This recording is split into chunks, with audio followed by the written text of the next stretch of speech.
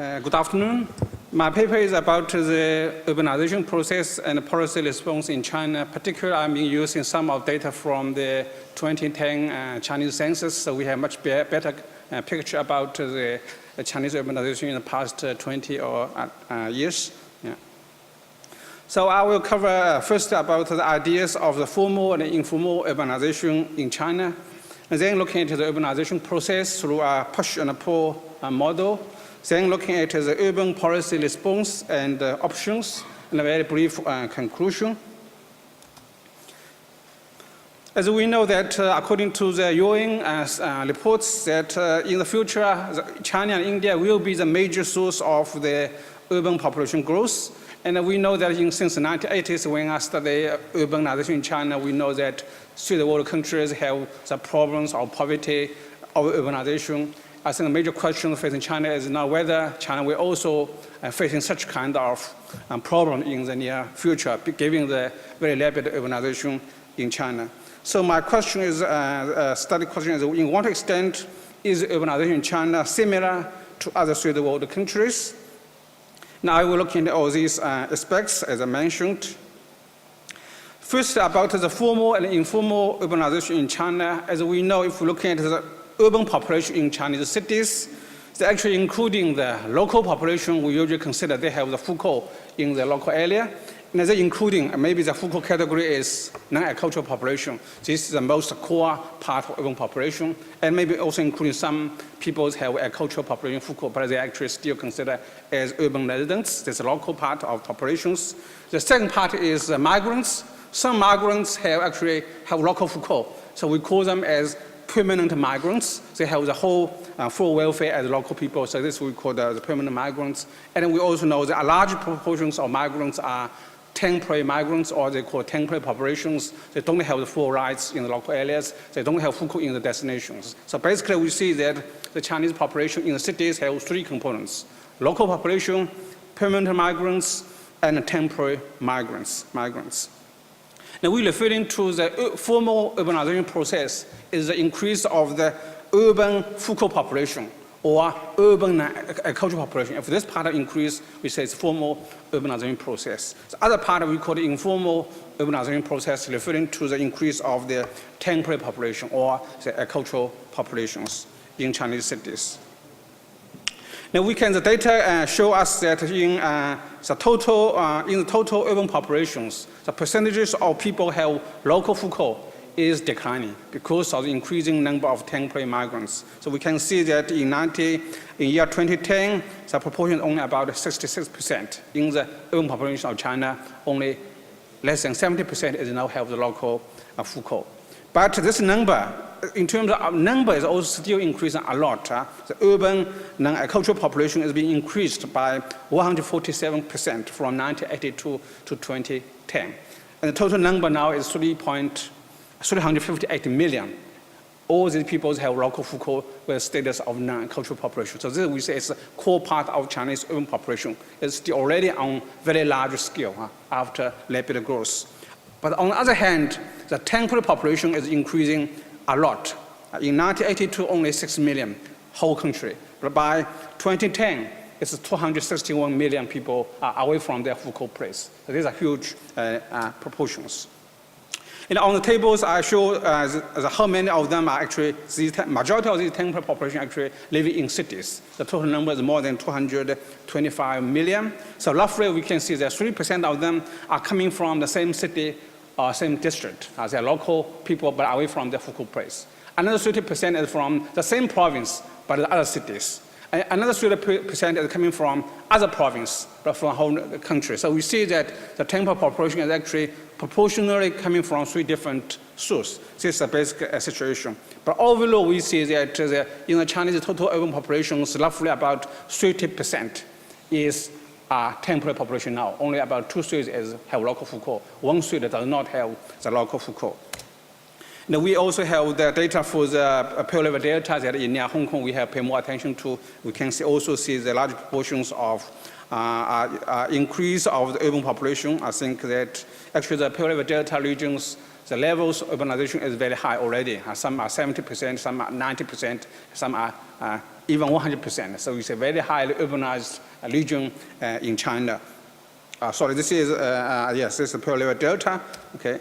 Now we can also see that according to the Foucault status, how many of them are actually temporary population, how many of them are agricultural Foucault, how many of them are non-agricultural Foucault. But then we generally see that large portions of the population or urban population in the Pearl River Delta are also temporary migrants. So temporary migrants become very major, important phenomenon in China. Also, there are major portions of this informal urbanization process. So we can see that many of these, particularly the temporary migrants, actually their living qualities are much poor. So we can see the data from the census, the quality of housing in Chinese cities. So from 2005 and 2010, there are some improvements, but still we see a large proportion of them living in situations, for example, the floor space per person is less than 80 square meters per person. You still have about 7% people living in such kind of conditions.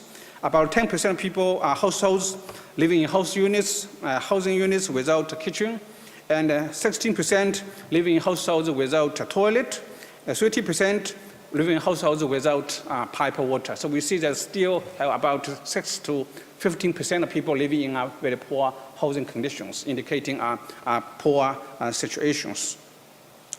So as we understand that urbanization is, on one hand, is about quantitative, increasing proportion of urban population living in urban areas. We can see the numbers are increasing. But in the meantime, we also see that if we're urbanizing, we also want to improving the quality of life. And this is we have to look at the quality of life. So we can see that many of the migrants living in Chinese cities, actually they're facing lots of the poor living conditions, low income and the poor housing conditions. So how can we actually understand such kind of phenomenon? So we're proposing a push and pull model here in rural areas. We have rural reforms, okay, and we have population growth, and we have higher agricultural productivity, but the income is low, and quality of labor is also low.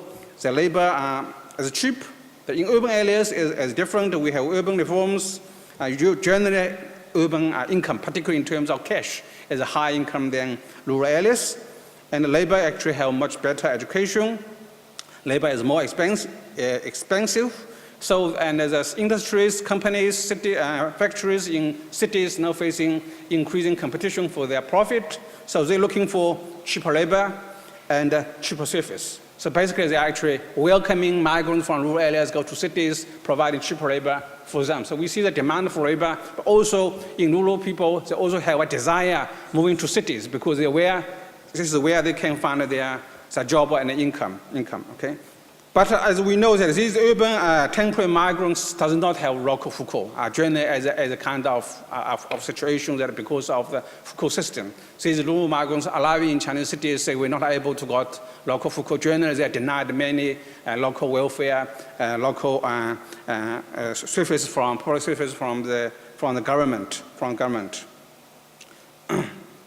So how can we solve this problem? I think in Chinese cities and the public and the governments and scholars also debating on this issue. Should we have some kind of control of these rural migrants to cities?